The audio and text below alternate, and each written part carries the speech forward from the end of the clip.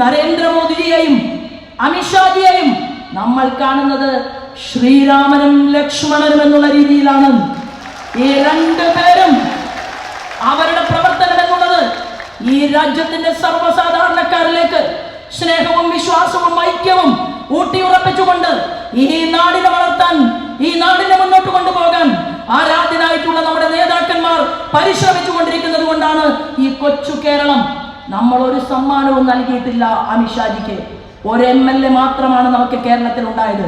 അത് ആരാധ്യനായിട്ടുള്ള ശ്രീമാൻ O രാജഗോപാൽജിക്ക് ശേഷം ഒരു കുഞ്ഞിത്താമര പോലും ഇവിടെ നമുക്ക് വിജയിപ്പിക്കാൻ സാധിക്കാത്തത് കൊണ്ടല്ല. കഴിഞ്ഞ അസംബ്ലി തെരഞ്ഞെടുപ്പിൽ ഞാനും എന്റെ കൊളീഗ്സും 7 പേർ 2ാം സ്ഥാനത്ത് വന്നു.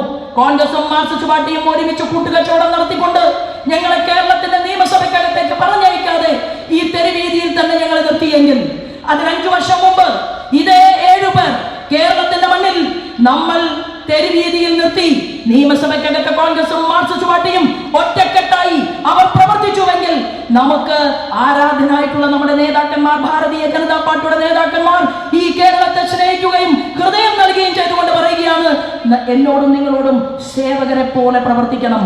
ഒരു വ്യക്തി രാഷ്ട്രീയ നേതാവായാൽ, MLA ആയാൽ, MP ആയാൽ, മന്ത്രിയായാൽ, കേന്ദ്രമന്ത്രിയായാൽ സേവകരെ പോലെ പ്രവർത്തിക്കണം എന്നതിന്റെ ഏറ്റവും ഉദാഹരണമായിട്ടുള്ള മാതൃകയാണ് നമ്മുടെ ഈ ആരാധനായിട്ടുള്ള ഹോം മിനിസ്റ്റർ അമിത്ഷാജിയും നമ്മുടെ ഇന്ത്യയുടെ പ്രധാനമന്ത്രിയും.